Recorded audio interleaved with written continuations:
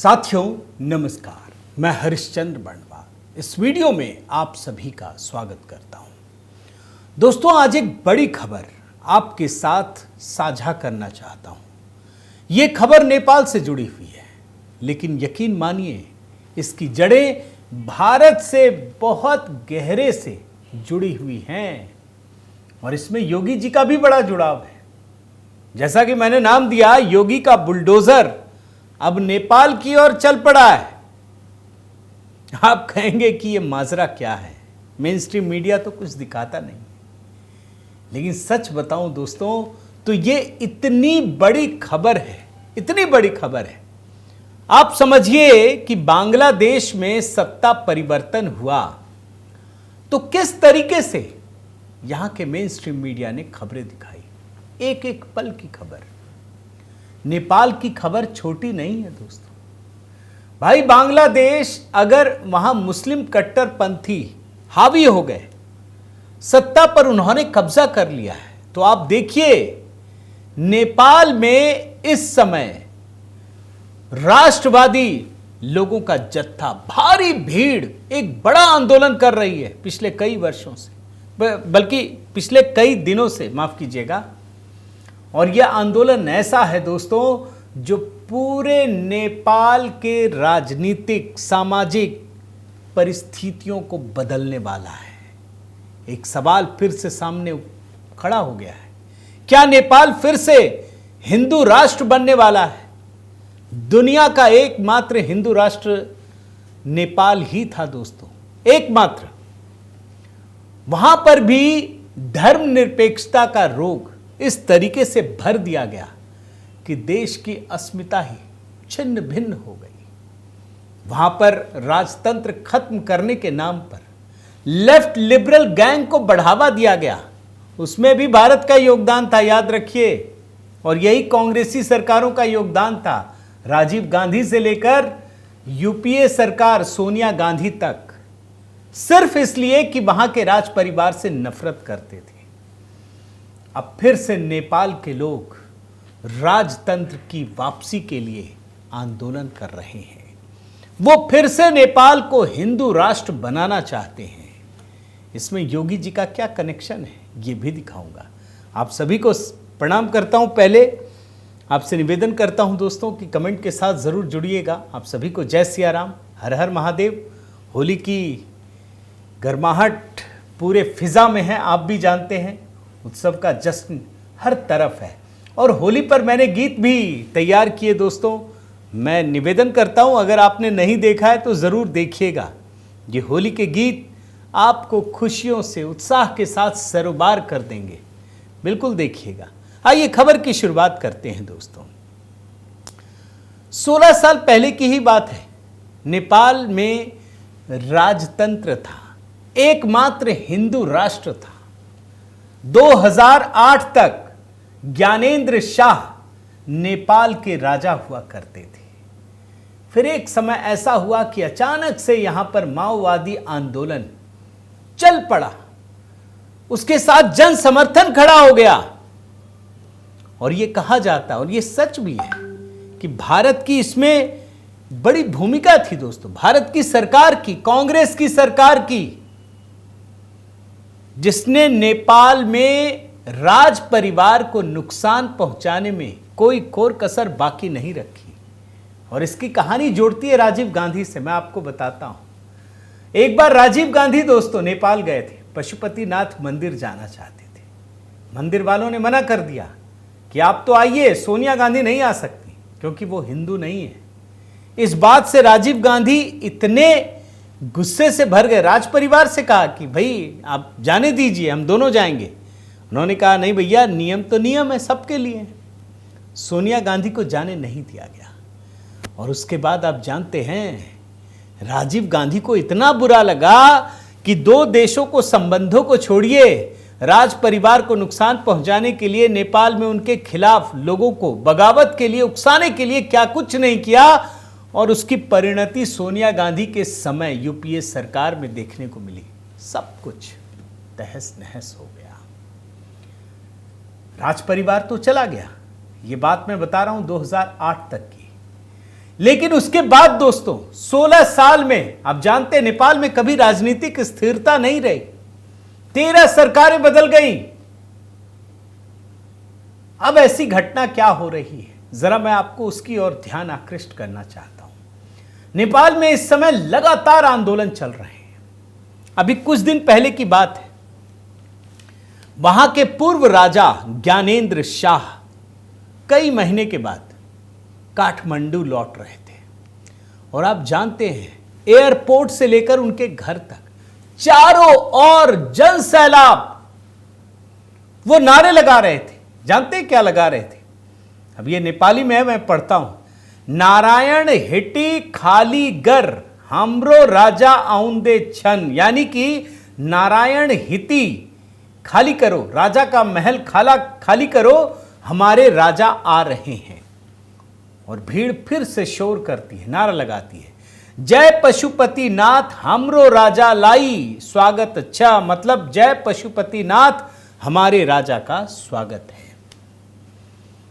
यानी पूर्व राजा ज्ञानेंद्र शाह के लिए यह सिंहासन खाली करो। यह हिंदू राष्ट्र की पुनर्वापसी का एक प्रकार से दोस्तों मतलब उसकी गूंज है, उसकी अनुगूंज सुनाई पड़ रही है। और इस बात से जो कम्युनिस्ट पार्टी है ना नेपाल की, वो एकदम लाल हो गई है। ओली प्रचंड दोनों को बाहरी हाथ दिख रहा है कि कुछ बाहर के लोग हैं। क्यों हैं अभी मैं आपको पूरा बताता हूं। यहां पर इस समय नेपाल कम्युनिस्ट पार्टी, एकीकृत मार्क्सवादी लेनिनवादी CPN UML KP Sharma Oli, इसने कहा है कि इसके पीछे बाहरी शक्तियां हैं, बागी शक्तियां हैं। यह कहा जा रहा है। क्यों कहा जा रहा है जानते हैं? जो ये विरोध प्रदर्शन हो रहा है ना, उसमें योगी जी के पोस्टर दिखाई पड़ रहे हैं चारों तरफ। जहां भी देख लीजिए वहां लोग योगी जी के पोस्टर लेकर खड़े हैं। क्यों खड़े हैं अभी मैं उस कहानी को बताता हूं, लेकिन मैं थोड़ा बैकग्राउंड में आपको लेकर चलता हूं। नेपाल में दोस्तों राज परिवार का राज था, जो अभी मैं आपको बता रहा हूं। 2008 में यहां पर राजशाही का अंत किया गया और इसको रिपब्लिक घोषित किया गया। और उसी समय यह तय हो गया कि अब नेपाल कोई हिंदू राष्ट्र नहीं रहेगा। यहां पर भी धर्मनिरपेक्षता का जो कीड़ा है ना, वो घुस गया था।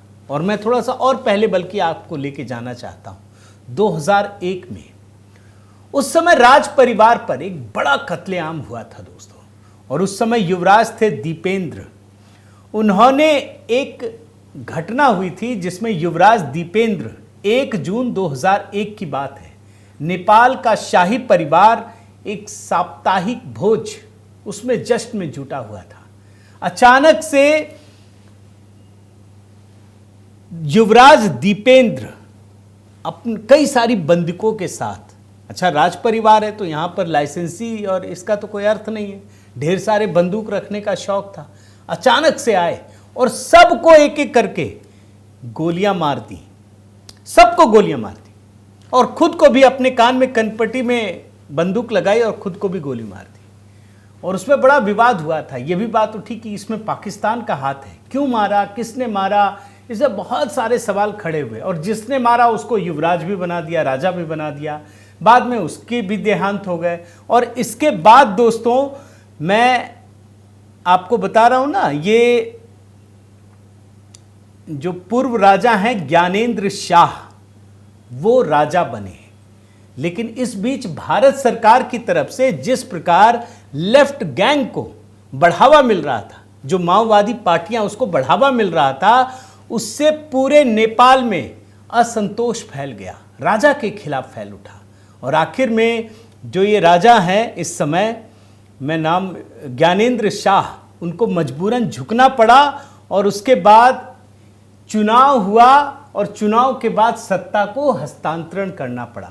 लेकिन इसके बाद भी आप याद रखिए दोस्तों कि नेपाल में कभी भी राजनीतिक स्थिरता नहीं रही, लगातार अस्थिरता बनी रही। और जिन पार्टियों को हमने सहयोग किया ना, भारत की सरकार ने, उस समय कांग्रेस पार्टी की सरकार ने जिन माओवादी पार्टियों को सहयोग किया, वास्तव में वो माओवादी पार्टियां चीन से ज्यादा मिली हुई थी। अरे भाई, जब भारत की माओवादी पार्टियां चीन से प्रेरणा ग्रहण करती हैं, तो आप सोचिए नेपाल की जो माओवादी पार्टियां हैं, क्या वो भारत के साथ रिश्ता रखेंगी या चीन के साथ रखेंगी? तो नेपाल का दोस्तों बहुत बुरा हाल है इस समय। कई प्रकार की परिस्थितियां, मैं आपको कुछ चीजें बताता हूं। आर्थिक रूप से एक बड़े संकट का सामना करना पड़ रहा है। अभी अमेरिका में जब से ट्रंप की सरकार आई है ना, उसने सारे सहयोग बंद कर दिए हैं।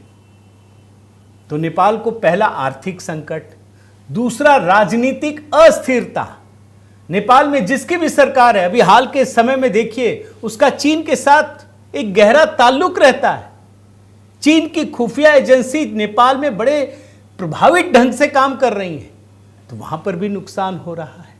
तीसरा, धर्म के आधार पर देखिए, तो भाई जो देश सनातन संस्कृति के लिए एकमात्र हिंदू राष्ट्र था, वो अपनी अस्मिता भी गंवाने लगा। तो ये सारी परिस्थितियां, और अब जनता इस बात को भली भांति समझ रही है दोस्तों, वो आंदोलन कर रही है। और इन सब के बीच अब मैं आपको बताता हूं योगी जी की तस्वीर के लिए। दोस्तों, आपको पता है ना कि नाथ पंथ की जड़ें, जो नेपाल के लिए बड़ा महत्वपूर्ण है, उसकी जड़ें भारत से जुड़ी हैं। और भारत में कहाँ? भारत में गुरु मत्स्येंद्र नाथ से जुड़ी हैं, गुरु गोरखनाथ से जुड़ी हुई है।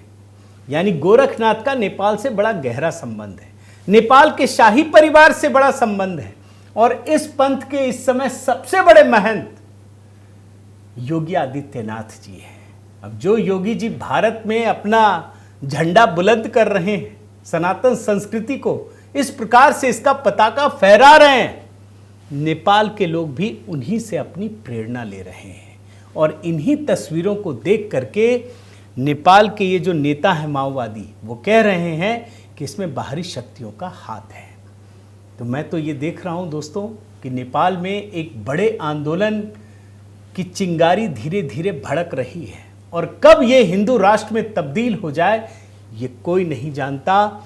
और इसीलिए मैं कह रहा हूँ कि योगी जी का बुलडोज़र अब नेपाल की ओर चल पड़ा है। ज़रूरी नहीं होता है दोस्तों कि जिस व्यक्ति के प्रेरणा से आप ये सब कर रहे हैं उसका मौजूद रहना ज़रूरी नहीं है। अगर आप आज़ादी के आंदोलन को देखेंगे ना, तो आपको पता चलेगा कि सिर्फ गांधी जी के नाम पर ही बहुत सारे आंदोलन चल जाते थे। अच्छा, गांधी जी ने कहा है, पता नहीं है गांधी जी ने कहा भी है या नहीं कहा है, लेकिन गांधी जी ने कहा है तो कुछ तो होगा। अब योगी जी की तस्वीर वही काम कर रही है। मैं उम्मीद करता हूं दोस्तों कि जिस सनातन संस्कृति के पुनर्जागरण का दौर प्रधानमंत्री मोदी के नेतृत्व में पूरी दुनिया में चल रहा है, नेपाल फिर से एक हिंदू राष्ट्र बनने की ओर अग्रसर है। आपके क्या विचार हैं, मैं चाहता हूं आप कमेंट करके बताइए दोस्तों। और साथ ही आप सभी को होली की बहुत बहुत शुभकामनाएं। अपना प्रेम और स्नेह बनाए रखिए। बहुत बहुत धन्यवाद। जय सिया राम।